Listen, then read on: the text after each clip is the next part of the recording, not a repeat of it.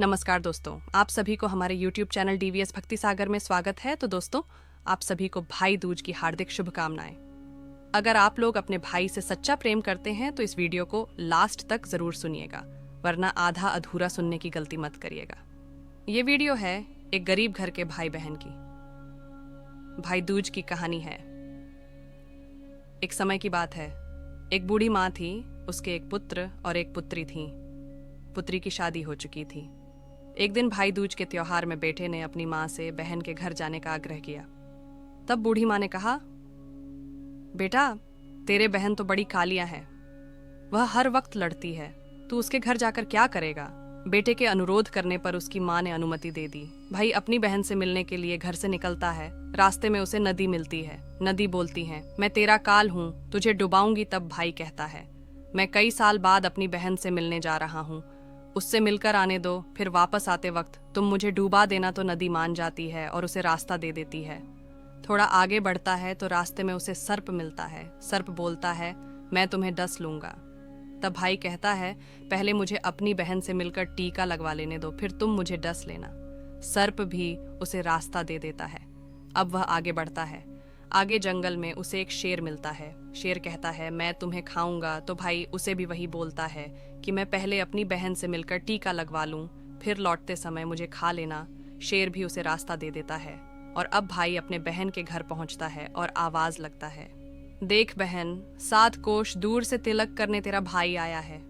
बहन उसे वक्त सुत कट रही होती है, तब उसका सुत बीच से ही टूट जाता है। ये मानता है कि यदि सुत काटते वक्त सुत बीच में टूट जाए तो जिस बहन के इकलौते भाई होता है वह सुत जब तक पुनः जुड़ नहीं जाता है तब तक बहन बोलती नहीं है। भाई बाहर से पुनः आवाज लगता है। भाई की आवाज सुन जब बहन जवाब नहीं देती है, भाई मन में सोचता है, मेरी गरीबी से मेरी बहन बात करना नहीं चाहती है। माँ सही कहती थी, मुझे यहाँ नहीं आना चाहता था।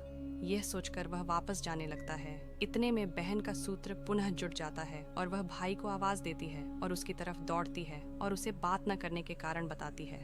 बहन बड़े प्यार से अपने भाई को घर में ले जाती है और वह अपनी सहेली पड़ोसन की घर जाती है और उससे पूछती है, सहेली, कोई जान से भी प्यारा मेहमान आए तो क्या करना चाहिए। पड़ोसन मजाक में कह देती है, तेल से चौंका लगाना चाहिए और घी में चावल पकाना चाहिए। भोली भाली बहन पड़ोसन का मजाक समझ नहीं पाती है और वैसा ही करती है। और अब ना तो चौक सूखता है और ना ही चावल पकते हैं। इधर भूख भाई, उससे कहता है, बहन भूख लगी है, खाना परोस दो। तब बहन बोली, भाई आज ना तो चावल पक रहे हैं और ना ही चौक सूख रहा है। भाई ने पूछा, कैसे तूने चौका लगाया और कैसे तूने चावल चढ़ाया। बहन बोली, मैंने पड़ोसी सहेली से पूछा था, उसने कहा, जान से प्यारा मेहमान आए तो तेल का चौका लगाना चाहिए और घी में चावल चढ़ाने चाहिए। भाई बोल, अरे मेरी भोली भाली बहन, कहीं तेल का चौक सूखा है और कहीं घी में चावल पका है। तुम पानी का चौका लगा और पानी में ही चावल चढ़ा। फिर वह ऐसा ही करती है। जब चौका सूख जाता है और चावल पक जाते हैं तब उसने घी और शक्कर डालकर भाई को भोजन खिलाती है और फिर उसको तिलक करती है। कई दिन बीत जाते हैं। एक दिन भाई बोला, बहन अब मैं घर वापस जाऊंगा। माँ अकेली है। अगले दिन सुबह बहन जल्दी उठकर गेहूं पीसकर भाई के लिए लड्डू बनती है और कुछ लड्डू बच्चों के लिए रखकर अपने भाई को विदा करती है। सुबह जब बच्चे उठते हैं तो माँ से खाने को मांगते हैं। तब माँ उन्हें वही लड्डू दे देती है।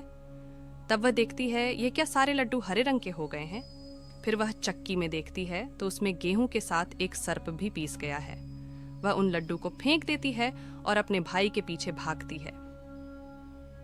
रास्ते में एक पेड़ के नीचे उसका भाई बैठा होता है। उसे देखकर भाई बोल, क्या हुआ बहन। तब बहन पूछती है, मैंने तुझे जो लड्डू बंधे थे वह कहाँ है।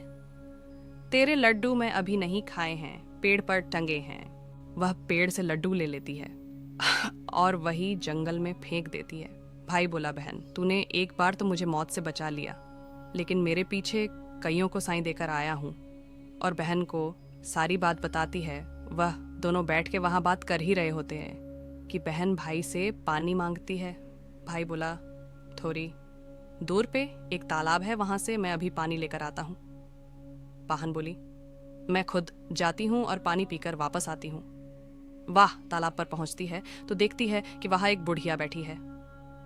वाह, उसके पास जाकर पूछती। तब वह पूछती है, माता वह कौन भाई है? तब विधाता बताती है, एक भाई जिसके प्यार में उसकी बहन ने सर्प की हत्या कर दी। बहन सोचती है, ये तो मेरा ही भाई है।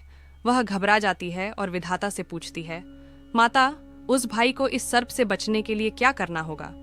विधाता उसे बताती है कि उसकी एक बहन है। जब वह उसे गालियां दे और उसकी शादी होने तक यदि वह हर गलती को टाल देती है तो उसका भाई बच सकता है। वह तुरंत अपने भाई के पास जाकर वह तुरंत कहती है, भाई, मैं तुझे माँ के घर तक छोड़ने चलूंगी, लेकिन रुक, मैं अभी आती हूँ। और वह शेर के लिए मांस और सर्प के लिए दूध और नदी के लिए ओढ़नी ले लेती है और दोनों भाई बहन आगे बढ़ते हैं। इस रास्ते में उन्हें पहले शेर मिलता है। जैसे ही वह भाई को खाने के लिए आगे बढ़ता है, बहन उसके आगे मांस का टुकड़ा फेंक देती है। मांस खाने लगता है और दोनों भाई बहन आगे बढ़ते हैं। आगे बढ़ते सर्प मिलता है। जैसे ही सब उसे डसने के लिए आता है, बहन सर्प के आगे दूध का प्याला रख देती है। सर्प दूध पीने लगता है। वह दोनों भाई बहन आगे चलते हैं। रास्ते में उन्हें नदी मिलती है जो भाई को डुबाने के लिए तैयार होती है, पर बहन नदी को ओढ़नी ओढ़ा देती है। खुश होकर नदी रास्ता दे देती है और वह दोनों भाई बहन आगे बढ़ते हैं और अपने घर पहुंच जाते हैं। बेटी को देखकर माँ खुश हो जाती है, पर बहन इस समय भाई को गाली देने लगती है। तब माँ बेटा से कहती है, इस कालिया बहन को क्यों ले आया? तब भाई बोलता है, माँ, बहन तो बहुत अच्छी थी, पर आते आते इसे क्या हो गया? थोड़ा दिन में भाई का रिश्ता आता है। तब सब कहते हैं, बहन पागल तो है पर भगवान है। पर जब ससुराल वाले सगाई के लिए मिठाई ले आते हैं तो बहन कहती है, इसकी मिठाई क्यों बांटते हो? पहले मेरी मिठाई बांटो। कई बड़े बुजुर्ग बोले, इसे भी भाई के साथ बैठा दो। सगाई शुरू होती है। वहां आग लग जाती है। बहन को तो पता ही था कि उसका भाई को घात है। उसने तुरंत ही वह आग बुझा देती है। अब कुछ दिनों बाद शादी के कार्यक्रम शुरू होते हैं, परंतु बहन हर समय भाई के साथ रहती है। जब भाई के निकासी होने लगी तब बहन बोली, अरे इसकी निकासी क्या करते हो? पहले मेरी निकासी करो और इसे पीछे के दरवाजे से लेकर जाओ बहन के। इतना बोलते ही आगे का दरवाजा टूटकर गिर जाता है। सब कहते हैं, भले ही बहन कालिया है पर भाई की बराबर जान बचा रही है। जब भाई फेरों में बैठता है तो फिर बहन कहती है, इसकी जगह मैं फेरों में बैठूंगी। शादी के बाद जब दूल्हा दुल्हन की रात जागती है तो बहन कहती है, इसकी नहीं, पहले मेरी रात जगाओ। कई लोग बोले, बीच में पर्दा लगाकर इसे भी साथ में सुला लो। रात में जब भाई और भाभी सो जाते हैं तब वहां एक सर्प आता है। बहन तो तैयारी में ही बैठी थी। वह उसे पकड़कर टोकरी में रखकर सो जाती है। आज वह कई दिनों में निश्चिंत होकर आराम से सोती है। इधर उसकी माँ सोचती है, बेटी के उठने से पहले ही मेहमानों को विदा कर देती हैं, वरना फिर शोर मचाएगी।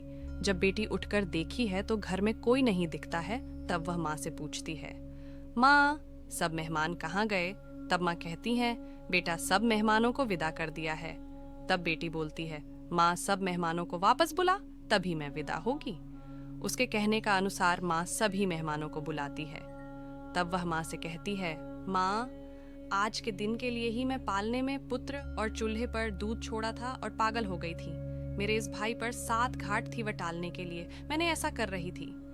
उसकी यह बात सुनकर माँ और भाई बहुत खुश हो जाते हैं और सबसे पहले अपनी बेटी को विदा करते हैं और उसके बाद सभी मेहमानों को विदा करते हैं। इस दिन के बाद से ही हर बहन अपने भाई के लंबे उम्र की कामना से भाई दूज का त्योहार मनाने लगी। इस दिन बहन भाई को टीका करती है और यह कथा को सुनती है।